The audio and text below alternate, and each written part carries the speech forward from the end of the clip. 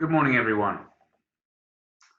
Today we're going to be talking about confidentiality, and we're going to run through, first of all, a review of the basics, current employees' obligations while they're still employed, and ex-employees' obligations after termination of employment or when employment comes to an end, settlement agreements and confidentiality in respect of those, and then a recent case, DUCHY Farm, Kennels and Steels, which deals with a point that hasn't previously been considered in the High Court or above.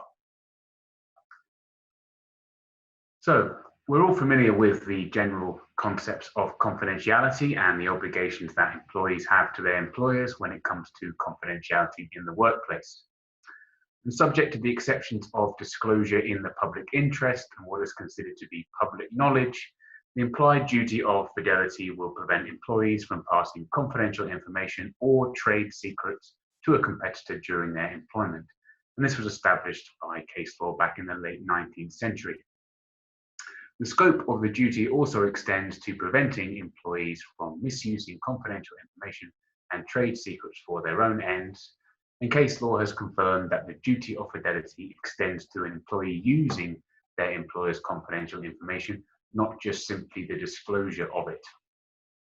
And as we all know, it is common practice for contracts of employment to include express confidentiality clauses that supplement the obligations imposed by the duty of fidelity during employment, and specific clauses will often go beyond the scope of the implied term. And these clauses will be enforceable so long as they are not a pure restraint of trade. An express restraint on the disclosure of confidential information will always be subject to the doctrine of restraint of trade because it may inhibit an individual from pursuing their livelihood.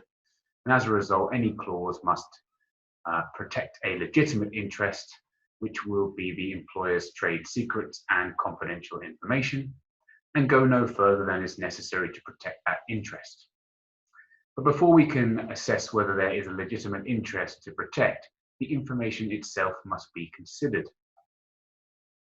And the category of the information will govern the extent to which its owner can protect it, and the remedies available to the owner in the event of its unauthorized disclosure or misuse. So the four categories are: number one, trade secrets, and these can be protected both during and after employment, even if there is not an express covenant. A good example of a trade secret would be the Coca-Cola formula. And according to the Coca-Cola formula Wikipedia entry, only 2 employees are privy to the complete formula at any given time, and they are not permitted to travel together. And now, if this is true, then it would certainly help Coca-Cola to argue that the formula is a trade secret. Number 2 is confidential information, which is sometimes known as mere confidential information. And employees must not use or disclose this while their employment continues. And the majority of cases involve employers seeking to elevate information from the category of merely confidential to the more protectable category of a trade secret. An example of this type of information would be Coca-Cola's client list or their marketing plan for the coming year, including details of which markets they are looking to expand in and why. Number 3 is information that amounts to skill and knowledge of the employee. The type of information belongs to the employee and can be used as the employee wishes. There are also many cases that deal with the battleground of whether information falls within category 2 or 3. And to continue on the same Coca-Cola thread, this would be the skills and knowledge that the marketing manager at Coca-Cola has developed during their time working for the company on the plan for the coming year. And then number 4 is information that is largely incidental to the employer's business interests or public information. And it is widely accepted that this cannot be protected for obvious reasons. And to complete the analogy, Coca-Cola's annual report published to the public, which contains information about their plans for the coming year, would fall within this category. And when we think about disclosure or misuse of confidential information, we often jump to the aggressive steps and actions that are available to protect the business. And topics such as suspension, garden leave, restrictive covenants, and injunctions are all topics worthy of their own webinars. However, where there is the potential that confidential information has been disclosed or misused by an employee, it is important to take a step back and carefully assess the situation and decide on next steps. And I wanted to briefly touch on these points before moving on to confidentiality obligations after employment. It is important to remember that this is essentially a misconduct issue, and the first stage in managing that issue is to investigate the problem like any other allegation of misconduct. And whether that investigation is undertaken covertly at the outset will depend on the circumstances and the nature of how the disclosure or misuse has come to light. Questions such as, is the disclosure a genuine error, or is there a more sinister behind the employee's actions? Exactly what information has been disclosed? Do you know whether it has been misused yet, or are you just envisaging the worst case scenario? And are you dealing with someone who is likely to share the information with a competitor or set up in their own right to compete? And this will help to think about the question of whether this constitutes misconduct or gross misconduct. And although many circumstances will of course constitute gross misconduct, if an employee has disclosed confidential information in error, it may constitute grounds for a warning or a similar sanction. And monitoring of the employees will be key, and issues around confidential information are more likely to pick it up at an early stage if employees are properly supervised.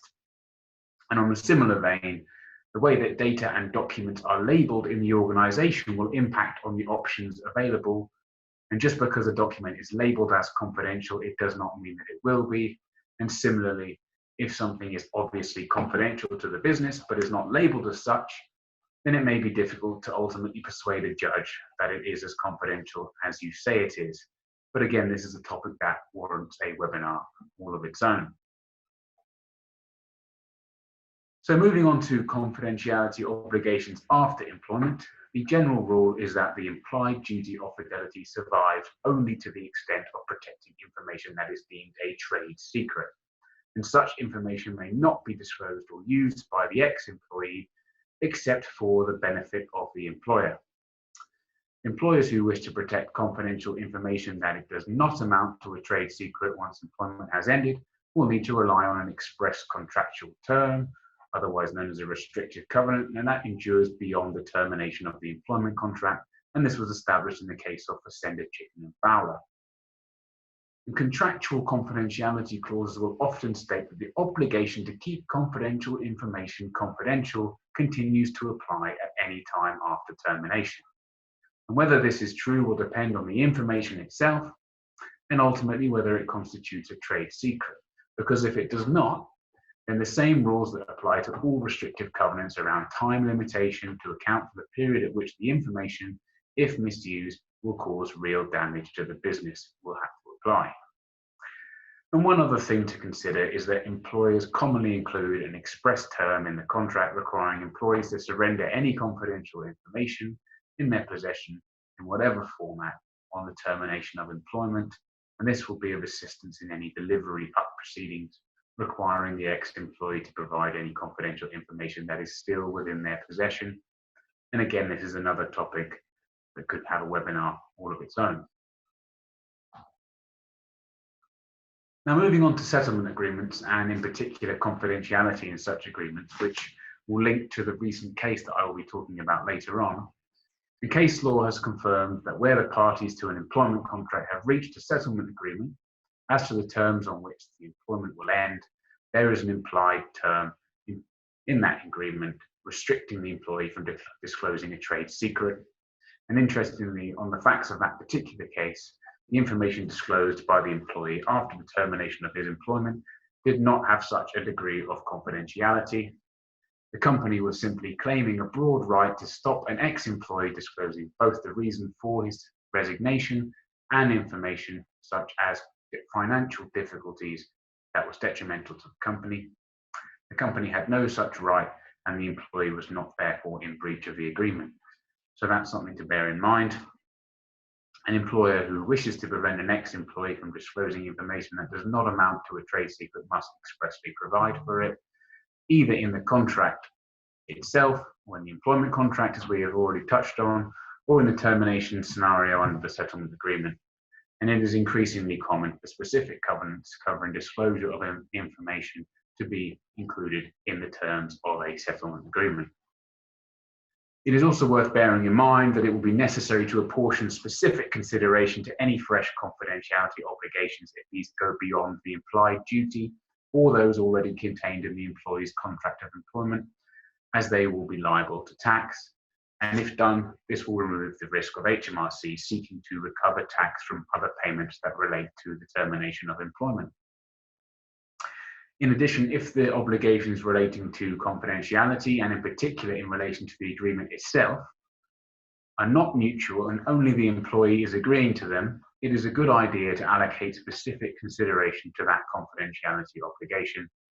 This is also likely to have tax consequences, so where possible, I would recommend ensuring that all obligations in relation to confidentiality are mutual, and a typical carve-out for the employer is those employees or officers who are involved in the termination and negotiation of the settlement. But what happens if an employee doesn't comply with the confidentiality obligations? Well, here we need to go back to contract law principles. And the question will be, does the breach of a term affect the whole agreement? And the answer is, it depends. The other party will usually seek to enforce the relevant term, and the dispute will revolve around whether the term breached is a warranty, a condition, or an intermediate term, and the classification will affect the remedy available. Breach of a warranty entitles the wrong party to claim damages only. Breach of a condition entitles the wrong party to terminate the contract and claim damages, or alternatively, they can affirm the contract and claim damages. And an intermediate term operates slightly differently. It will be intermediate if the remedy for each breach depends on the effect of the breach at the time it happens. And what this means in reality is whether the effect of the breach substantially deprives the innocent party of the whole of the benefit of the contract. And if it is a serious or a fundamental breach, then the remedy will be as it is for a breach of a condition, but only if the innocent party can terminate the contract. And if this is not the case, then the remedy will be as it is for the breach of a warranty, so damages only again. It is also worth bearing in mind that breach of a term may also give rise to arguments about whether the whole agreement has been breached due to the term being a condition precedent. And the wronged party may argue that no binding agreement came into force, or in other words, that the agreement is void. In practice, though, it is usual for a term to be expressed as conditional on the performance of a particular obligation by the other party, and in this situation, only the relevant obligations will come under scrutiny. And I do appreciate that all of this is quite difficult to follow in the abstract, but it is helpful, useful background for the recent case that we're now going to move on to. And that is the case of DUCHY, Farm, Kennels and Steels. It's a recent High Court case in the Queen's Bench Division, and Mr. Justice Kavanagh handed down judgment. And this is particularly important as he spent his career at 11 KBW chambers and specialises in employment law. And he was only appointed as a High Court judge at the end of 2019, and we have instructed him on cases in the past as a QC within the team here at Gowling. So he really knows his stuff. And the case itself involves a typical COT3 agreement in many ways. And for those who are not familiar with the term COT3, this is the standard form used to settle employment tribunal disputes via ACAS. And ACAS is a state-funded conciliation body in the UK. And a COT3 typically contains many of the same clauses that are included in standard settlement agreements, with the main difference being that the employee is not required to obtain independent legal advice on the terms and effect of the agreement.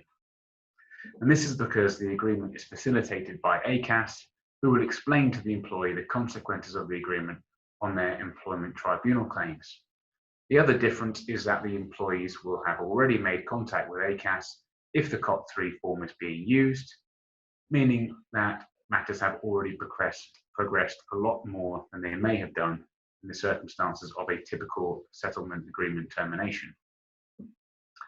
And going back to the case, the case considered two key questions really, and they were: what happens if the employee breaches a clause of the settlement agreement? And if they have breached a clause, is the former employer freed from its ongoing obligations? and the judgment explains that this important issue has never been the subject of an appellate ruling before, so far as counsel for both parties and Mr. Justice Kavanagh were able to discover. And I've also been unable to locate any other guidance on these specific questions in my preparations today. So what were the background facts? Well, DUCHY Farm Kennels, I'm going to refer to as DFK, is a small business which makes dog kennels and catteries, which explains my picture in the last slide and also the one on this slide. And they supply them to the clients throughout the UK. Now, both parties were represented by lawyers, and this is relevant in the context of the fact that the settlement was facilitated by ACAS. Now, Mr. Steels brought a number of claims in the employment tribunal against his former employer, including a claim for unfair dismissal. And a settlement was negotiated with the assistance of an ACAS conciliation officer, and an agreement was reached on the 25th of January 2019. It was recorded on the COT3 form and signed by the parties' representatives. So hopefully all of this is feeling very familiar to many of you who are listening. But the terms of the COT3 itself were a little unusual, and DFK agreed to pay Mr. Steels 47 weekly instalments of £330, totaling the sum of £15,500. Mr. Justice Kavanagh acknowledges in the judgment that it is unusual to have such a large number of payments under a COT3, and it is more common for payments to be made in lump sums. It is explained that the number of payments were because DFK is a small business and it would relieve the pressure of the payments on its cash flow. And I think it is important to acknowledge that the payments were deliberately staggered in this way, and for me to say that we don't often see payments structured in this way in the team at Gowling. And as a result, it does mean that Mr. Steels was at risk of DFK going bust, and many employees may refuse to accept such terms as a result. This is particularly true, of course, in the current economic climate. So under the agreement, Mr. Steels accepted the payment in full and final settlement of his employment tribunal claims, and agreed that he would not bring any other proceedings of any nature relating to his employment with DFK, save in respect of the standard exceptions for personal injury and pensions. Now for the bit we are most interested in, the COT3 included a confidentiality clause and a warranty that Mr. Steels had not previously disclosed the facts and terms of the agreement to any other person. There was also a mutual non-disparagement clause, and DFK agreed to provide potential employers of Mr. Steels with a reference in agreed terms. What did the confidentiality clause actually say? Well, it said the parties will treat the fact of and the terms of this agreement as strictly confidential, and the parties will not disclose them to any other person or entity save as set out in this clause, or as may be required by law, or to any regulatory authority, or to professional advisors subject to them maintaining the same level of confidentiality. So before we talk about the High Court decision and the ultimate outcome, what happened at the first instance and in the County Court? Well, after paying instalments for a few weeks, DFK stopped paying because it asserted that its obligations to do so had fallen away.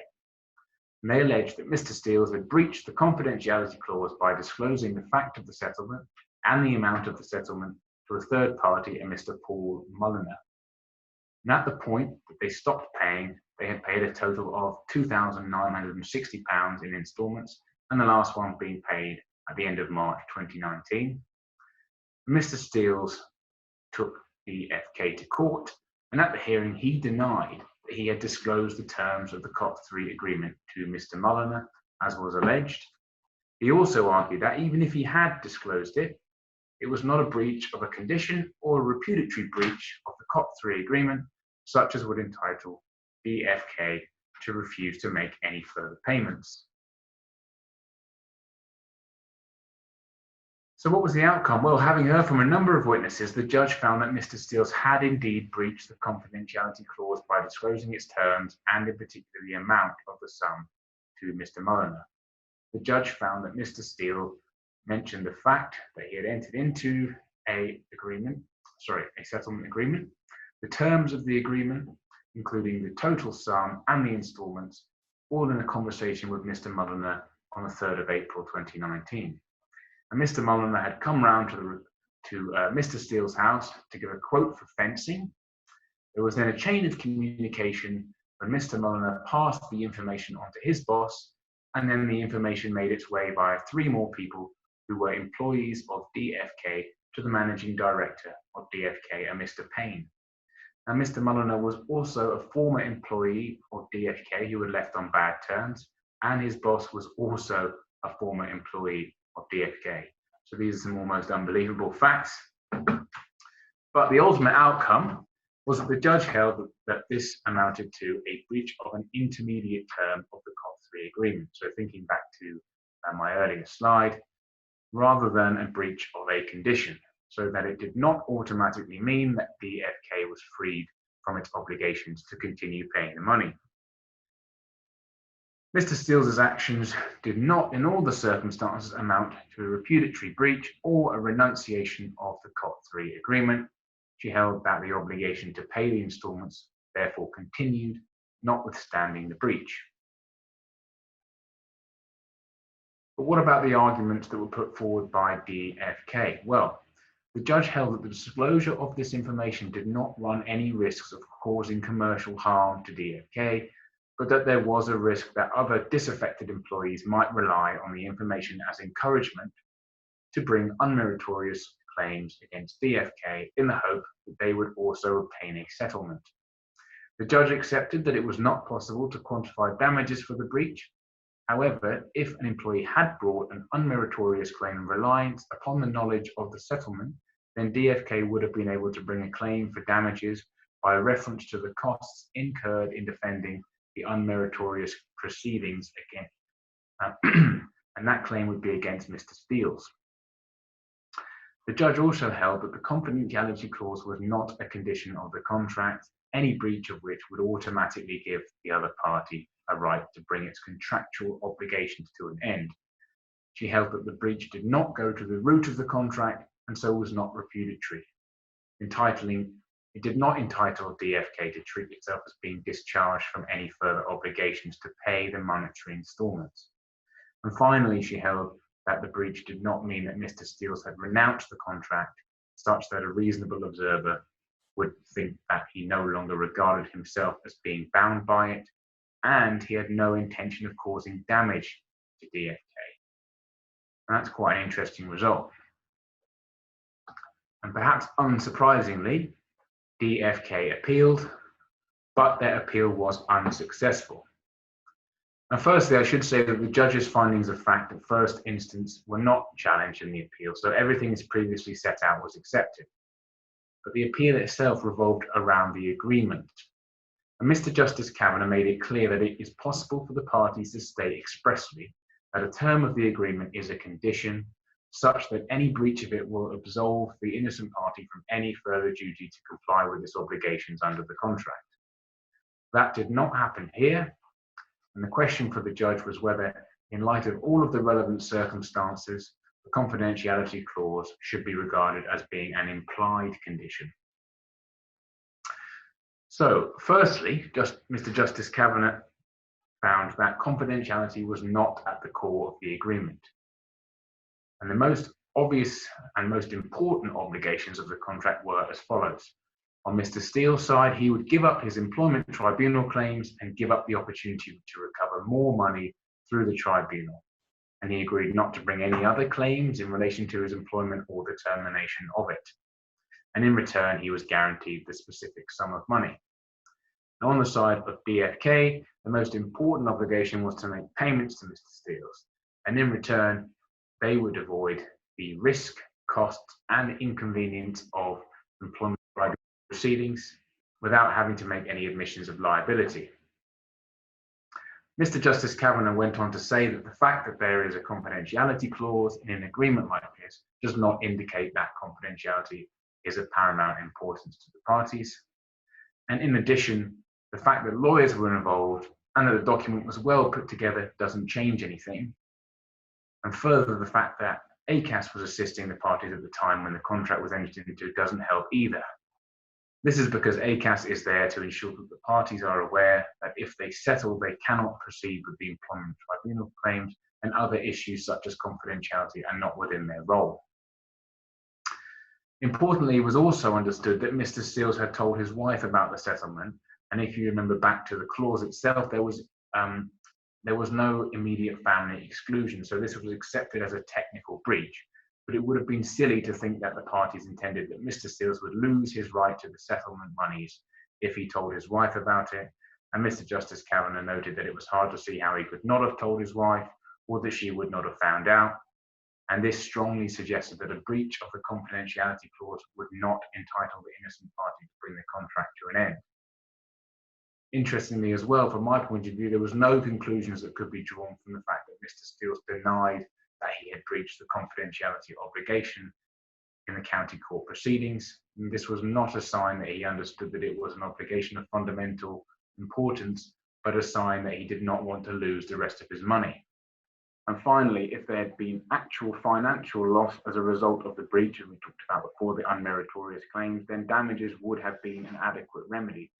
And Mr. Justice Kavanagh held that the breach was never likely to and did not result in any commercial embarrassment or other commercial problems for DFK. So they were obviously unable to show evidence of that. And the risk that it would trigger expensive, unmeritorious claims or copycat claims was actually very remote, especially as the sum in issue here was not very large. We were talking about £15,000. So, well, what does all this mean? Well, and what does it mean for settlement agreement scenarios generally? Well, Mr. Justice Kavanagh did give some helpful insight, but I think the first thing to say is that other cases may well have much higher risks of creating other unmeritorious copycat claims, especially where the settlement sum is higher and where the employer is more high profile. And there may be cases where the allegation in question or the identity of the employee or the employer are so sensitive that the achievement of confidentiality is the very essence of the benefit of the agreement for the employer. And that was not the case here. And it was described as a fairly standard employment dispute in which neither of the parties were high profile. And I think Justice Kavanagh said, I don't mean to cause any offence, but I think we can all agree that that seems to be fair. And in most cases of the nature that I've just talked about, so ones where confidentiality is the essence of the agreement, then it should expressly state that confidentiality obligations or terms are a condition. And we were just talking about a generic clause here, which is a matter of course in employment settlement agreements. And Mr. Justice Kavanagh added that parties can often overestimate the harm that can be done by a relatively minor breach of a confidentiality clause. So nevertheless, this case does flag up the general problem of enforceability of confidentiality obligations and clauses in settlement agreements. And in the more usual scenario, as I have already touched on, the settlement payment is already paid over in one go. And if the breach of confidentiality happens after the payment has already been made, it is often impossible to quantify the loss that results in monetary terms. And in such circumstances, the ex-employer may in practice be left without a remedy in damages. And if it is the ex-employer who breaches the confidence, then the ex-employee may similarly be left without a remedy in damages. So to try and avoid that, the parties should, Mr. Justice Kavanagh said, the parties can make specific provision in the contract terms for what should happen if there is a breach of confidentiality, and you can agree that in the event of a breach, the ex-employee must repay all or a proportion of the money already paid over. An alternative is that a party can insist that the COP3 specifies the relevant term is a condition. And finally, as we all know, and you may be thinking about, if the breach really matters to the innocent party, then they are free to go to court and seek an injunction to prevent any further breaches, although this only arises if damages are not already not an adequate remedy. And also, using the more generic term of damages, if the damage has already been done by the confidential information being released or disclosed, or the cat's out of the bag, as it were, then there may not be much point trying to seek that injunction. So another sort of practical issue to think about there. And finally, so what would my top tips and takeaways be from this case? Well, I think first of all, we need to take a step back and remember this was a COP3 agreement. So we should be considering, even if we are at the stage of employment tribunal proceedings, whether a COP3 agreement is really the right document. And the COP3 revolves around the litigation, and as a result, confidentiality is not the focus. So if confidentiality is key, then a traditional settlement agreement is likely to be the better option. Secondly, the parties should state expressly in the terms of the agreement what will happen if there is a breach of confidentiality, which was one of the things Mr. Justice Kavanagh advised. But the employee, for example, the employee repays all or a proportion of the money that's already been paid. And there is a question mark over whether this might amount to an unlawful penalty clause and not a genuine pre-estimate of loss. But I think it's, at least you could say that the parties were clear of their intentions at the point of signing. Thirdly, I'd say that make the confidentiality clause a condition, which we've already touched on as well, and this would allow the aggrieved party to terminate or breach. This will also relieve, this is important to remember that this will only relieve the aggrieved party of performance of future obligations. So if the settlement sum has already been paid, as would usually be the case, this won't help. But if you have an employee who's working a long period of notice, or the payment is not due for a long time, then this could be a helpful provision to include. Fourthly, provide sensible express exceptions to the confidentiality clause, which arises from the case that we've just looked at as well. Allowing the employee to tell their partner or close family members. This is a practical approach, which shows that if there is a breach of confidentiality to that group, then it's fine. But if it's a wider group, then it clearly is a breach, and I think hopefully that's pretty standard to include these days in settlement agreements. And fifthly, you could apportion some of the settlement payment to this specific confidentiality obligation. I touched on that earlier. If there's new confidentiality or fresh confidentiality obligations, you'd be looking to do that. But it is worth considering whether a £500 contribution to confidentiality alongside a £30,000 compensation payment, for example, is a true reflection of the importance that you're placing on the obligation. This may well be scrutinised by HMRC if you then later say, well, the confidentiality was the core of the contract, and I want to rely on that breach to bring it, to an end, or to stop having to make payments in the future. I would say that a safer option is to make confidentiality obligations reciprocal, if that is an option that the employer is willing to consider. As as I mentioned before, this can be limited to the individuals of the employer who have been involved in the settlement discussions and the employee's termination. And then finally, you can always allow the aggrieved party to discard the settlement and continue with litigation if there is a breach of a certain clause, although I do appreciate that this may be an unattractive option for both sides, but it could always serve as a deterrent.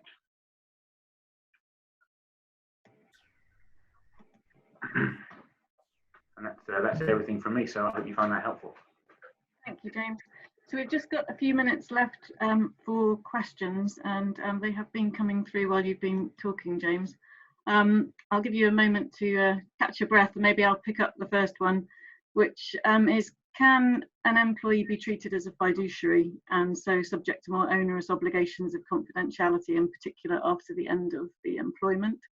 So the premise of the question is right. If somebody is a fiduciary, they owe enhanced obligations to their to the company, and they are subject to more onerous obligations once they leave, which does include not disclosing confidential information, not putting themselves in a position of conflict of interest, having had that information and the benefit of it, for example. Employees can, in certain circumstances, be fiduciaries.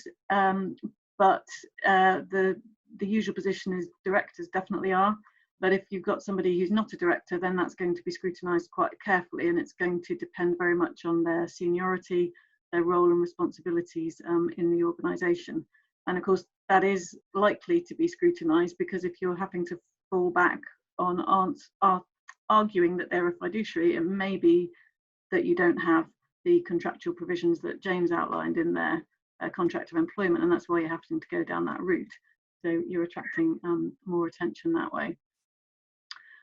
Question for you, James. You mentioned at the end of your top tips about applying some specific consideration to the obligations on the employee. If you apply something which we do see fairly typically, sort of £500, something like that, is there any danger that the level of financial consideration you attribute to the confidentiality can influence a court thinking how confidential you think the information is? I think that's the thrust of the question.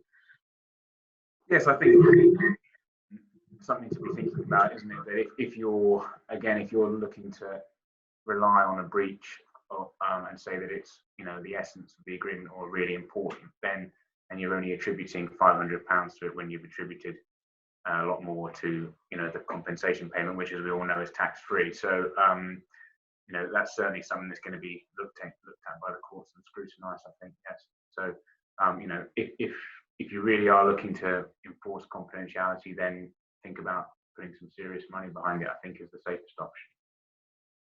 Okay, and then there's a question about if there's a suspected breach of a confidentiality term in a COT 3 and the employer is committed to give an agreed reference as part of that, if the individual employee breaches the confidentiality, can the employer refuse to provide the reference? If you've got any thoughts on that one. That's a good question. I think, so you've got a contractual obligation, as you say, to provide a reference, then hopefully it's not going to be too onerous to do so, and it's going to be a very sort of basic reference. But if it's a